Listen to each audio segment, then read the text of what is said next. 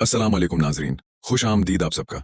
आज हम बात करेंगे ड्रामा सीरियल मुहाफिज के आने वाले निहायत दिलचस्प, जज्बाती और सनसनीखेज एपिसोड के बारे में, जहां मोहब्बत, गलत फहमियां, माफी और बड़े फैसले कहानी को एक नए मोड़ पर ले जाएंगे।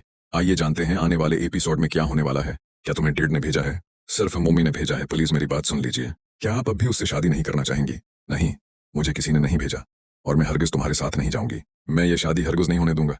मैं तुमसे वादा करता हूँ। फारिस से कहा जाता है कि आप भी जानती हैं कि इस वक्त आपका मेरे साथ जाना ही बेहतर है। दूसरी तरफ एक शख्स गुस्से से कहता है, मैं पहले ही आप सबको समझा रहा था मामू, मगर आप लोगों में से किसी ने भी मेरी बात को अहमियत नहीं दी। उसे जवाब मिलता है, यही मुनासिब है, वरना आफताब के लोग भी उस वक्त तुम्हें तलाश कर रहे हैं। अचानक सबकी नजरें पारिस पर जम जाती हैं और परेशानी से पूछा जाता है, पारिस, आखिर तुम्हें क्या हो गया है? इधर सबके सामने खामोशी से पूरी हकीकत बयान कर देता है।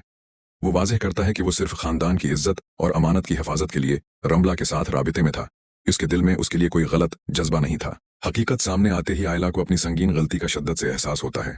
वो दिल से आन से मुआफ़ी मांगती है, मगर आन फौरन उसे मुआफ नहीं करता, क्योंकि एतमाद पर लगने वाला जख्म इतनी आसानी से नहीं भरता। वक्त गुजरने के साथ आयला की मुखलसाना कोशिशें और सच्चा रवैया आहिस्ता आहिस्ता आन के दिल की बर्फ पगला देता है और दोनों के दरमियान पैदा होने वाली दूरियां खत्म होना शुरू हो जाती हैं। इसी दौरान रिफा और जोया के रिश्ते की बात भी आगे बढ़ती है।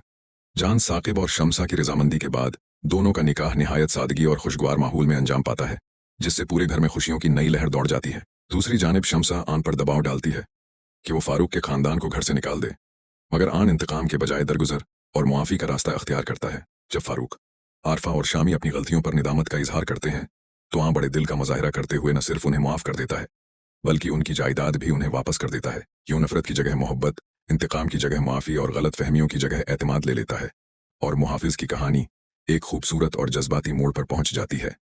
फारूक, आरफा और शामी को जायदाद वापस करने के बाद सबको लगता है कि अब तमाम इख्तिलाफात हमेशा के लिए खत्म हो गए हैं, मगर किस्मत ने अभी एक और इम्तिहान बाकी रखा होता है। इसी दौरान घर के बाहर एक गाड़ी आकर रखती है। एक नामालूम शख्स हाथ में चंद पुरानी फाइलें लिए अंदर दाखिल होता है और कहता है, आन साहब, आपने सबको मुआफ कर दिया, लेकिन एक सच ऐसा भी है जिससे आप अब तक बेखबर हैं। ये सुनते ही सब हैरान रह जाते हैं। आन इस शख्स से पूछता है, आखिर तुम कौन हो और कौन सा सच जानते हो?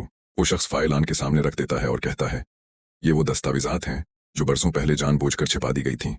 उनमें साबित होता है कि खानदान के साथ सबसे बड़ी गुदारी फारूक ने नहीं, बल्कि किसी और ने की थी। ये सुनते ही शामी और आरफा एक दूसरे का चेहरा देखने लगते हैं, जबकि आयला के दिल की धड़कन तेज हो जाती है। आन जैसे ही फाइल खोलता है, उसका चेहरा बदल जाता है।